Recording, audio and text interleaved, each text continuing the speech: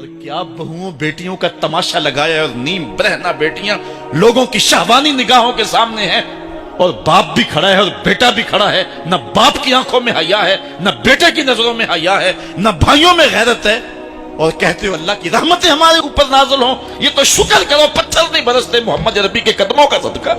اسلام کا جو بنیادی اخلاق ہے وہ حیا ہے، یہ بات ذہن میں رکھیں۔ ہر دین کی ایک پہچان ہے، حضور نے فرمایا اسلام کی بنیادی پہچان کیا ہے؟ حیا ہے۔ جب ہم نے اسلام کے دامن کو چھوڑ دیا ہے، یہ رسم حنا کے نام سے بدتمیزی یہ کس معاشرے سے ہم نے لی ہے؟ ہمارا تو رب یہ بھی گوارا نہیں کرتا کہ ہفتے کے دن کی تعظیم ہو اور اونٹ کا گوشت ایک بندہ ترک کرے یہودیت کی رسم سمجھ کے، اسلام سے ٹکراتا نہیں ہے، پھر بھی جو ہے وہ اسلام اس کو گوارا نہیں کرتا۔ اور کیا بہوؤں بیٹیوں کا تماشا لگایا ہے، اور نیم برہنہ بیٹیاں لوگوں کی شہوانی نگاہوں کے سامنے ہیں، اور باپ بھی کھڑا ہے اور بیٹا بھی کھڑا ہے، نہ باپ کی آنکھوں میں حیا ہے، نہ بیٹے کی نظروں میں حیا ہے، نہ بھائیوں میں غیرت ہے، اور کہتے ہو اللہ کی رحمتیں ہمارے اوپر نازل ہوں۔ یہ تو شکر کرو پتھر نہیں برستے محمد عربی کے قدموں کا صدقہ۔ اگر ان کی رحمت نہ ہو درمیان میں، ابھی آگ لگ جائے دونوں جہاں میں۔ یہ تو ان کی رحمت ہے کہ پتھر نہیں برستے۔ پچھلی قوموں نے ایک ایک جرم کیا، کسی کے اوپر پتھر برسے، کسی کے اوپر خون برسا، کسی کے اوپر ایسا زلزلہ آیا کہ نیچے والی جگہ اوپر اور اوپر والی بستیاں نیچے، لیکن اس امت پر ایسا نہیں ہوگا۔ اللہ کہتا محبوب تیری وجہ سے نہیں ہوگا، ورنہ حضور نے فرمایا کہ یہ امت پچھلی امتوں کے قدموں پر قدم رکھے گی۔ یہاں تک حضور نے فرمایا کہ اگر کسی شخص نے اپنی ماں کے ساتھ بھی زیادتی کی ہے تو یہ وہ بھی کرے، اور دیکھ رہے ہیں کیا کچھ نہیں ہو رہا۔ قبروں سے مردے اکھاڑ کر کے ان کی بے حرمتی نہیں کی جا رہی۔ کبھی ایسا بھی ہوا تھا؟ کیا کچھ نہیں ہو رہا؟ تم کہتے ہو کہ ہمارے اوپر اللہ کی رحمتیں نہیں اترتی، میں کہتا ہوں شکر کرو پتھر نازل نہیں ہوتے، اور یہ صدقہ ہے محبوب کی کالی کملی کا۔ اور اللہ نے فرمایا ما کان اللہ لیعذبہم وانت فیہم، محبوب تیری وجہ سے میں عذاب نہیں اتارا ورنہ پیس کے رکھ۔ تو ہم اپنے آپ کو دیکھیں، اپنے کردار کو دیکھیں، اپنے حوال کو دیکھیں، سر سے لے کر پاؤں تک ہم اسلام میں آ جائیں، چھوڑیں آدھا تیتر آدھا بٹیر، جہاں جی چاہا اسلام کے دامن میں آگے اور جہاں جی چاہا ادھر چلے گئے، مسجد میں بھی چندہ دیا اور ہوٹل میں بھی شراب پی، رب بھی خوش رہے شیطان بھی راضی رہے، ایسا نہیں ہوگا۔ رب کہتے نہیں کہ میرے ہو تو پھر میرے ہی ہو۔ کوئی بھی غیرت مند محبوب نہیں جو ہے تسلیم کرتا کہ میرا محب کسی اور کی طرف نظر اٹھا کے بھی دیکھے، تو رب سب سے بڑا غیرت مند ہے، وہ نہیں چاہتا میرا ہو اور کسی اور کی طرف دیکھے۔ تم کون ہے؟ مغربی تہذیب لگتی کیا ہے تمہاری؟ اپنی ملت کا قیاس اقوام مغرب سے نہ کر، خاص ہے ترکیب میں تجھے قوم رسول ہاشمی۔ تم غیروں کی نقالیاں کرتے پھرتے ہو، تمہارے سامنے سیدہ عائشہ کی سیرت موجود نہیں ہے، تم مغرب کے ٹینوں بننے کی کوشش کرتی ہے میری بیٹی، تیرے سامنے محمد کی بیٹی فاطمہ کا نقشہ نہیں ہے؟ کدھر بھاگ رہی ہے؟ یہ بال کھول کے بازار میں کون جا رہا ہے؟ یہ نیم برہنہ کون جا رہا ہے؟ دیکھ محمد عربی تجھے کیا آواز دے رہے ہیں، ان کا لہجہ کیا، اس کو سن اور زندگی کو اس کی مطابقت میں گزار۔ اصل ہمارے دل زنگ آلود ہو گئے، اس دنیا کے اس ماحول نے ہمیں اس طرح کر دیا ہے کہ آج ہمیں سمجھ نہیں آ رہی کہ ہم کدھر جائیں۔ علماء فرماتے ہیں جب دل زنگ آلود ہو جائیں تو پاک لوگوں کی صحبت اختیار، اور کثرت ذکر۔ حضور نے ارشاد فرمایا لکل شین ثقالہ وثقالۃ القلوب ذکر اللہ، ہر شے کا زنگ اتارنے والی کوئی چیز ہے، دلوں کا زنگ لگ جائے تو اللہ کا ذکر کیا کرو، دلوں کا زنگ اتر جائے۔ اور ایک اور حدیث میں حضور نے دلوں کا اور من کا میل اتارنے کے دو نسخے بیان کیے، ایک کثرت کے ساتھ موت کو یاد کرنا، کثرت کے ساتھ موت کا تذکرہ، اور دوسرا کثرت کے ساتھ جو ہے وہ تلاوت کلام مجید۔ اصل 10-15 سالوں سے ہمارے ساتھ جو کچھ ہوا ہے، آج اگر کوئی تذکرہ موت کرے، کوئی آخرت کی یاد دلائے، کوئی عمل کی بات کرے، وہ کہتے ہیں یہ تو ویسے خوش کیسے، کیا پتہ، قبر کا مذاق اڑا رہا ہے۔ اللہ اکبر، قبر دا خوف دے دے کے لوکی مینوں ڈرا دے۔ میں کہتا ہوں لوگ ہے کون ڈرانے والے؟ منکر نکیر کا پتہ آمنہ کے لال نے دیا ہے۔ قوم کو بے عمل بنایا جا رہا ہے، اور ان کے سینے سے خوف خدا اور خشیت الہی جو ہے وہ کھنچی جا رہی ہے، اور یہ سب کچھ دین کے نام پہ کیا جا رہا ہے، اور چند مفاد پرست لوگوں نے ترہیب اور ترغیب جو کہ اسلام کا مزاج ہے، تبشیر اور تنذیر نبی کا منصب ہے، اس کا مذاق اڑا کے رکھ دیا اور انہوں نے ایک متوازی دین دے دیا ہے، جس کے نتیجے کے اندر قوم کی بے عملی جو ہے وہ پختہ تر ہو گئی اور اس کو وہ دین کا رنگ دے رہے ہیں۔ اللہ کے محبوب علیہ الصلوۃ والسلام نے فرمایا کہ دلوں کو زنگ لگ جائے تو ذکر سے اترتا، دلوں کو زنگ لگ جائے تو قرآن سے اترتا، دلوں کو زنگ لگ جائے تو موت کی کثرت کے ساتھ یاد کرنے سے اترتا۔ قرآن مجید کی تلاوت معمول زندگی بنا۔ وہ کہتے ہیں کہ چہرے کا پردہ نہیں ہے، ہاتھوں کا پردہ نہیں ہے، پاؤں کا پردہ نہیں ہے۔ شاید وہ اس بات کو جو ہے وہ سمجھنے سے قاصر ہیں کہ یہ محارم کے لیے ہے۔ عورت کا مخصوص اعضاء کا پردہ تو اس کے باپ سے بھی ہے، اس کے بھائی سے بھی ہے، اس کے محارم سے بھی ہے، حتیٰ کہ بیٹے سے بھی ہے۔ لیکن یہ جو اعضاء ہیں ان کا پردہ بھی عورت کے اوپر لازم ہے، چونکہ جو شر پیدا ہوتی ہے وہ چہرے سے اس کا آغاز ہوتا ہے۔ تو میں ایک بات کہا کرتا ہوں کہ یہ جتنے دلائل ہیں، ان دلائل کے جواب بھی علماء نے دیے ہیں، یہ ساری بحث کی جا سکتی ہے۔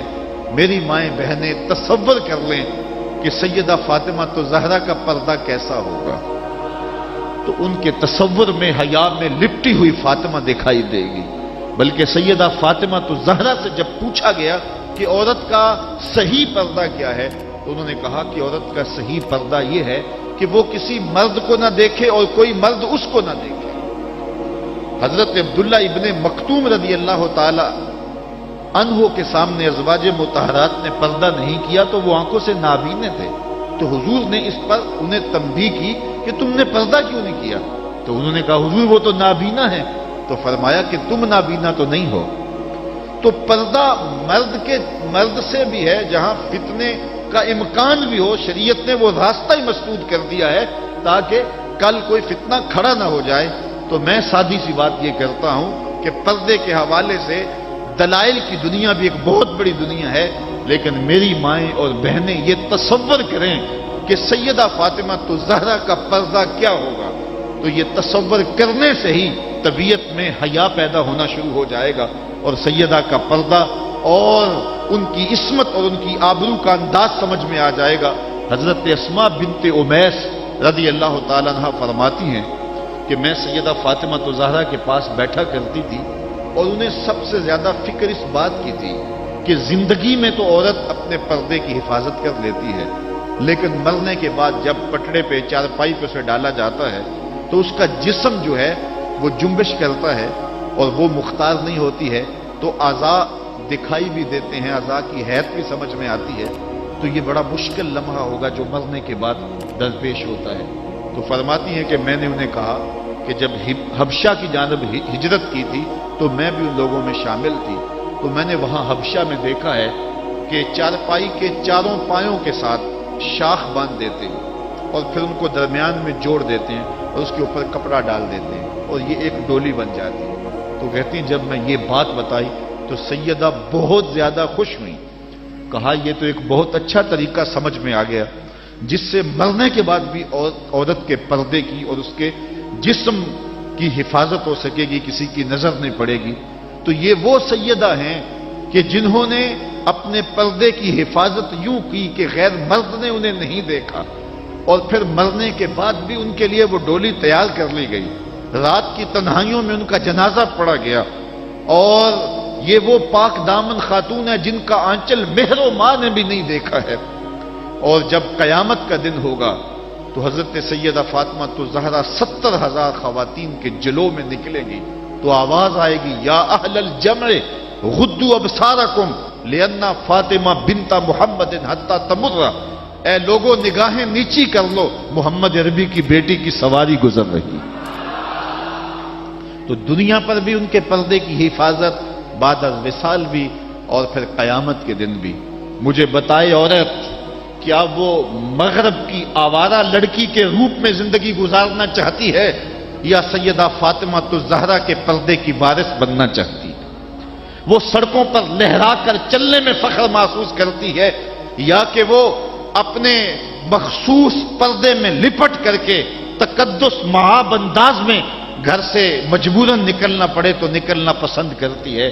کوئی بھی شریف زادی یہ پسند نہیں کرے گی کہ وہ مغرب کی حیا باختہ لڑکیوں کی طرح آوارہ مزاج ہو اور اس کی طرف شہوانی اور بھوکی اور غلیظ اور گندی نظریں اٹھے. وہ چاہے گی کہ میں تقدس معاب زندگی گزاروں. میری بہن، تیرا برقع تیرے لیے قید خانہ نہیں، تیرے برقعے کی ایک ایک سلوٹ تیرے حیا کا پہرا ہے. تو مغرب کی ٹینو نہیں ہے، تو مشرق کی بیٹی ہے. تو فاطمہ ہے، تو عائشہ ہے، تو حفصہ ہے. تیرا پردہ اس کائنات کے حسن کی علامت ہے. تو سمٹ جائے گی تو امت پھیل جائے گی، تو گھر کو سنبھال لے گی تو امت بہر و بر پہ جاری ہو جائے گی. تو عورت کو گھر میں سمٹ کر کے اپنی اندرون خانہ ذمہ داریوں کو سنبھال کر کے اپنی عصمت اور اپنی آبرو کی حفاظت کرنی چاہیے تھی. اقبال نے بڑی خوبصورتی سے اس پر بحث کی ہے کہ عورت کے لیے پردہ ضروری ہے یا نہیں، اور پھر کہا عورت کو یہ خود اپنے آپ سے پوچھنا چاہیے کہ وہ کس روپ میں اچھی لگتی ہے. ذرا دیکھیے اقبال کا لہجہ. اللہ اکبر. اس راز کو عورت کی حقیقت ہی کرے فاش. مجبور ہے، معذور ہے مردانے خرد مند. کیا چیز ہے آرائش و زیبائش میں زیادہ، آزادی نسواں یا زمرد کا گلو بند. اقبال کہتا ہے کہ عورت اپنے اندر کی عورت سے پوچھے کہ اس کے لیے حسن کہاں ہے. زمرد کا گلو بند اس کو دیا جائے اور وہ پردے میں جو ہے وہ سمٹ کر کے گھر کی ملکہ بن کے رہے، تو یہ اس کے لیے زیادہ اعزاز اور عزت اور فخر کی بات ہے، یا وہ جو ہے وہ آزادی نسواں کے نام سے بازاروں میں گھومتی پھرے اور مردوں کے سامنے ہنس ہنس کے باتیں کرتی پھرے. ایک عورت 4 گھر کے افراد کی خدمت کو اپنے لیے بوجھ سمجھتی ہے اور اسلام کو مطعون کرتی ہے کہ اسلام نے مجھے جو ہے وہ پابند کر دیا ہے اور گھر کے اندر محدود کر دیا ہے، اور میں اتنے بچوں کی تربیت میرے کندھوں پہ ڈالتی ہے، اور میں شوہر کی خدمت بھی کروں، بچوں کی خدمت بھی کروں، تو اسلام نے تو میرے اوپر بڑی پابندی لگا دی ہے، مجھے آزادی ملنی چاہیے.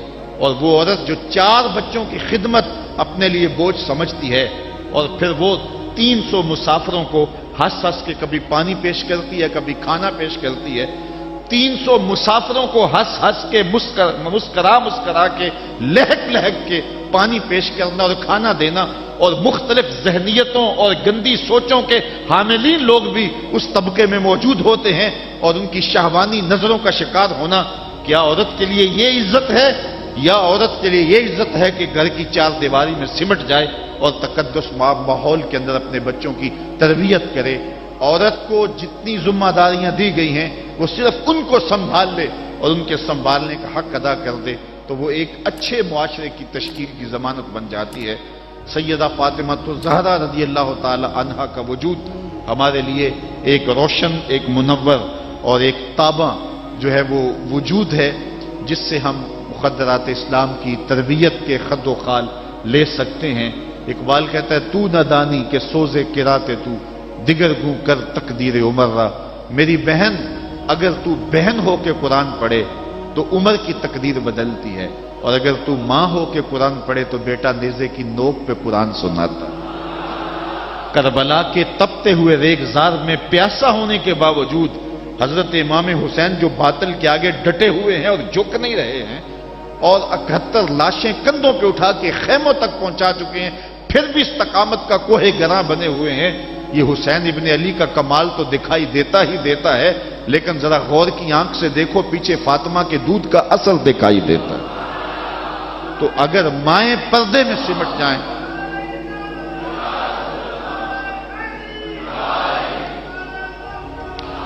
تو یہ حضرت امام حسین کی صورت کے اندر امت کو جو خوبصورت تحفہ دیا. بلکہ یہاں اقبال تو بے خود ہو گیا نا، وہ کہتے ہیں آپے سے باہر ہونے کی کیفیت، کہ عقیدت کا رنگ ایسا چڑھا کہ بس جذبات سے مغلوب ہوا. اقبال کہتا ہے کہ وہ کہتا ہے کہ رشتہ آئین حق زنجیر پاس فرمانے جناب مصطفیٰ، ورنہ گردے تربتش گردید میں سجدہ برخا کے او پاشید میں. اے فاطمہ، جو کام تو نے کیا، اگر شریعت کے حکم کی زنجیریں میرے پاؤں میں نہ ہوتی اور آپ کے باپ کا ہی حکم کہ اللہ کے علاوہ کسی اور کو سجدہ جائز نہیں، یہ مجھے ملحوظ نہ ہوتا، تو میں کعبے کی طرف رخ کر کے سجدہ کرنے کی بجائے تیری قبر کی مٹی کی طرف منہ کر کے سجدہ کرتا، اور میں کعبے کا طواف کرنے کی بجائے تیری قبر کا طواف کرتا، کیونکہ جو کام تو نے کیا ہے وہ کسی اور نے نہیں کیا۔ نبی کے گھر کی ہے عظمت، نبی سے سنتے ہیں، علی کے گھر کی ہے عزت، علی سے سنتے ہیں، وہ جس نے معزز کیا گھرانے کو، حسین پال کے جس نے دیا زمانے کو۔ تو یہ تھا حضرت سیدہ فاطمہ الزہرا رضی اللہ تعالی عنہا کا کردار۔ آج کی عورت سیدہ کے کردار کو اپنے لیے نمونہ حیات بنا کے اپنی زندگی کی راہیں متعین کر دے۔ اگر پندے سے درویش پذیری، ہزار امت بمیرت تو نہ میری، بطول باش و پنہا شو ازیں عصر کہ در آغوش شبیر بگیری۔ اگر فقیر کی ایک بات تو مان لے، ہزار امت مر جائے گی۔ اقبال کہتا امت مسلمہ تجھے زوال نہیں آ سکتا، اور وہ کیا ہے؟ بطول بن جا اور زمانے کی نگاہوں سے پوشیدہ ہو جا، پھر تیری گود میں بھی حسین کے جانشین جنم لیا کریں گے۔ تو جب عورتوں کا کردار بچوں کی تربیت تک محدود ہوتا ہے اور وہ اس کردار کو بحسن و خوبی نبھاتی ہیں، تو پھر ایک اچھا معاشرہ تشکیل پاتا ہے۔ لیکن جب حیا باختگی زمانے کو جکڑ لیتی ہے تو پھر قومیں اپنا وجود کھو دیتی ہیں۔ ہمیں ان تمام اسباب پہ غور کرنا چاہیے جس نے اس امت کو عروج سے زوال کی طرف دھکیل دیا، تو ہمیں ایک سبب یہ دکھائی دے گا کہ مقدرات اسلام کا جو کردار تھا، جو ذمہ داریاں تھیں، وہ اس نے پھر ادا جب کرنا چھوڑ دی اور اپنے دائرۂ کار سے باہر آ گئیں، تو پھر وہ ذمہ داریاں نہ نبھانے کے سبب امت روح بزوال ہوئی۔ گھروں میں بیٹھ کر کے ماں نے تربیت کی تھی۔ ہم نے دور اسلام کے اندر بڑے بڑے مشکل حالات دیکھے ہیں۔